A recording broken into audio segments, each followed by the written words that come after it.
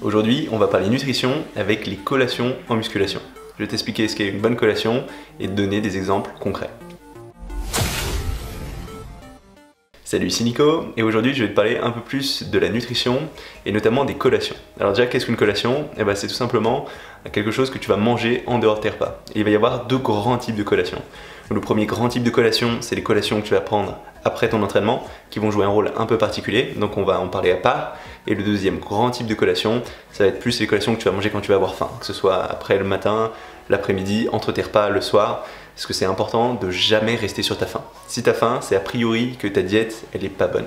Donc ce sera important de manger quand tu as faim et on va utiliser ces collations. Alors tout d'abord, je vais commencer par te parler de ces fameuses collations après entraînement. Déjà, pourquoi c'est si important de manger dans la foulée de ton entraînement? En fait, ce qui va se passer, c'est que ton corps, pendant ta séance d'entraînement, il va avoir un certain nombre de facteurs qui feront que derrière, ce sera intéressant d'avoir à la fois des glucides qui seront rapidement digérés pour avoir vite du sucre dans ton sang et d'avoir aussi des protéines relativement rapidement après ton entraînement. Et ça va être lié d'abord au phénomène que pendant ta séance d'entraînement, avec les contractions musculaires, tes exercices, tu vas libérer un petit agent chimique appelé le GLUT4, GLUT4, qui va permettre au sucre qui est dans ton sang d'aller refaire le plein d'énergie dans tes muscles. Ça veut dire que concrètement, quand tu vas avoir du sucre dans le sang après ton entraînement, ce sucre il va être utilisé pour refaire tes pleins d'énergie dans tes muscles, il ne sera pas stocké. Donc c'est très intéressant d'avoir des sucres rapidement disponibles dans ton sang. Et le deuxième gros point, c'est que pendant ta séance d'entraînement, tu vas avoir un pic d'une hormone qu'on appelle le cortisol, qui est une hormone du stress, qui est assez intéressante en soi, puisque plus ce pic va être grand pendant ta séance, plus ton corps va réagir et plus ton corps va construire de muscles. Donc on va avoir un pic de cortisol relativement élevé pendant ta séance d'entraînement, donc avoir une séance intense. Mais ce qu'on veut aussi, c'est que ce cortisol, il redescende relativement vite après. Parce que ce cortisol, il va être en compétition avec la testostérone.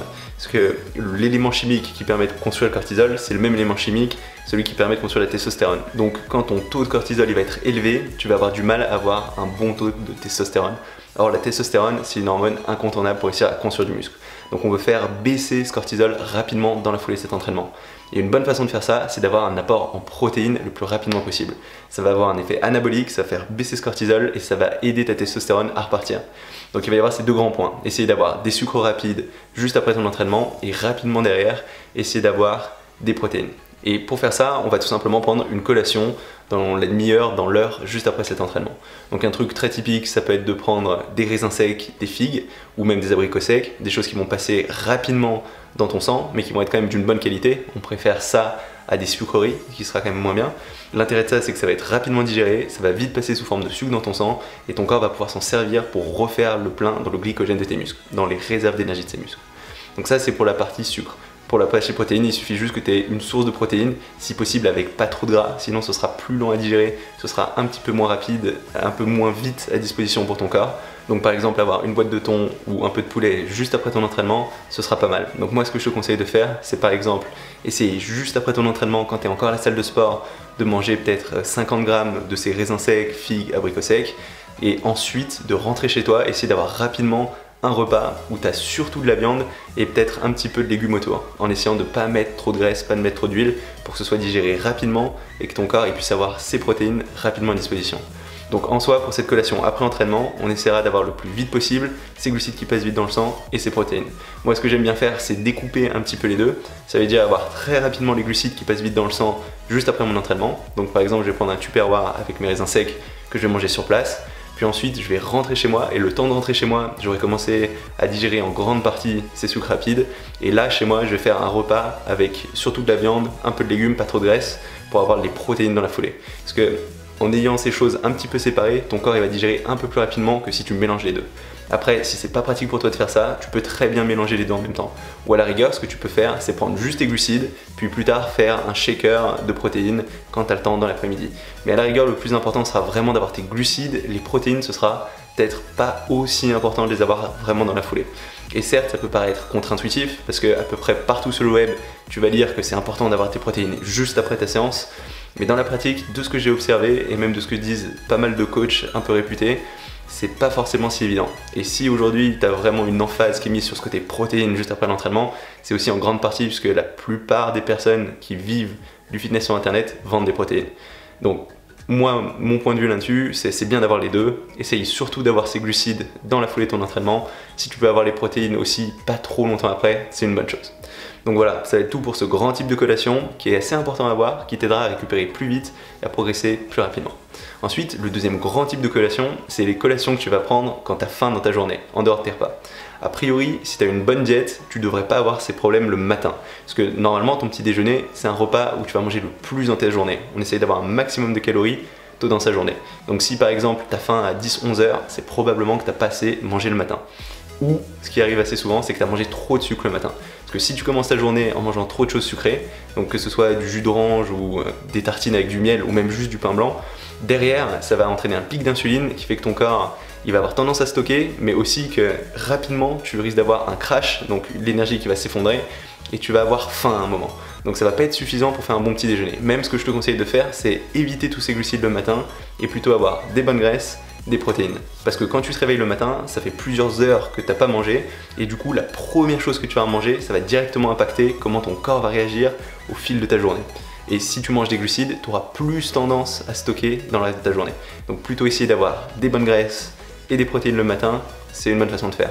Donc typiquement pour ton petit déjeuner, essaye d'avoir plutôt des choses comme des œufs, des amandes, des noisettes, noix de cajou, ce genre de choses, tout ce qui est bonne graisse. Essaye d'avoir aussi du fromage blanc, ça va être pas mal. Prends-le pas 0% parce qu'au contraire, on veut ces bonnes graisses. Aussi par exemple un avocat le matin, c'est une bonne façon de faire. Tu peux prendre du jambon si tu as envie.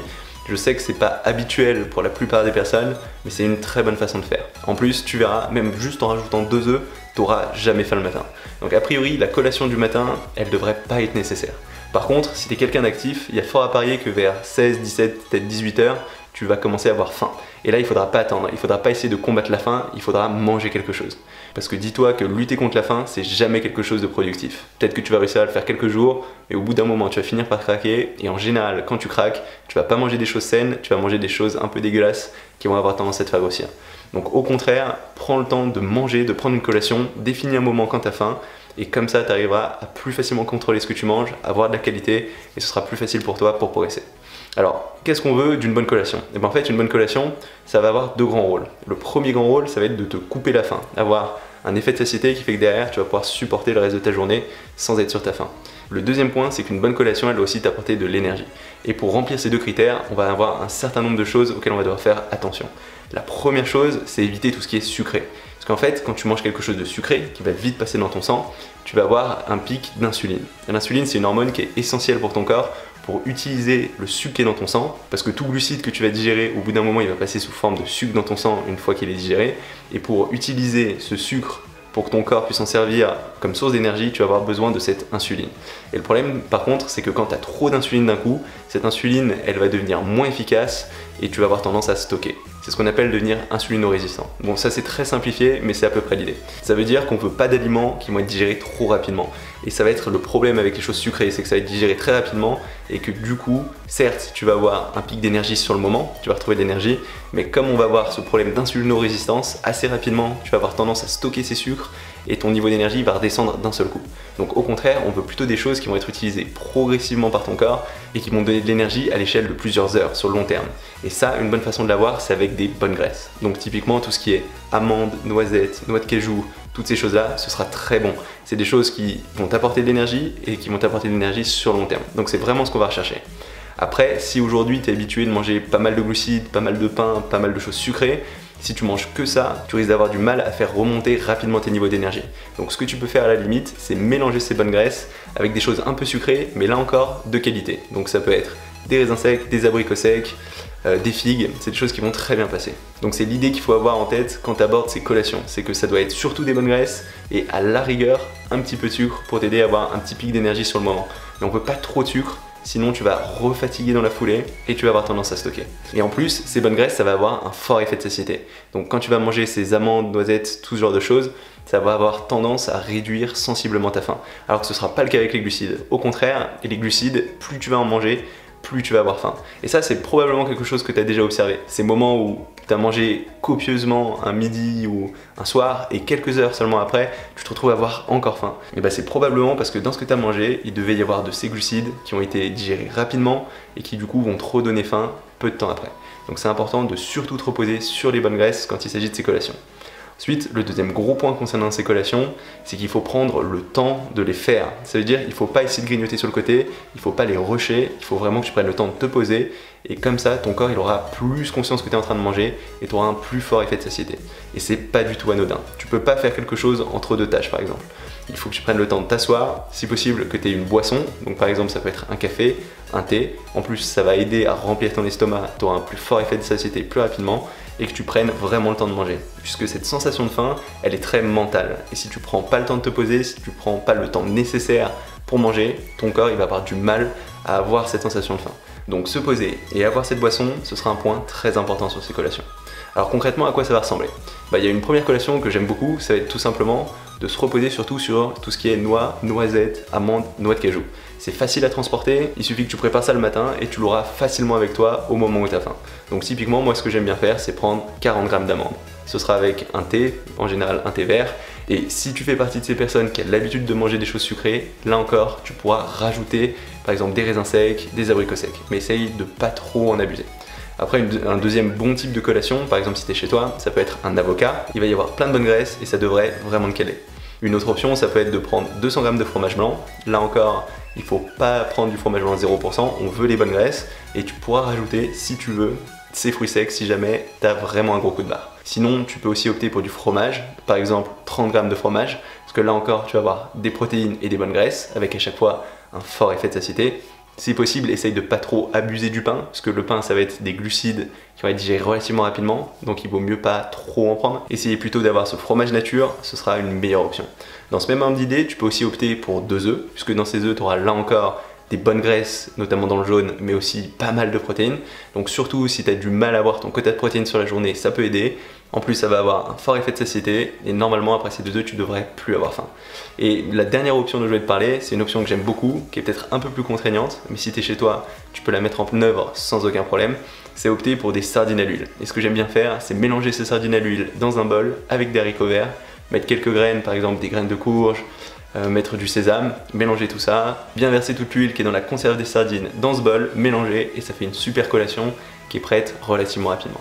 Donc voilà, garde en tête que nous ce qu'on veut sur ces collations, c'est non seulement avoir faim, mais aussi avoir de l'énergie pour le long terme.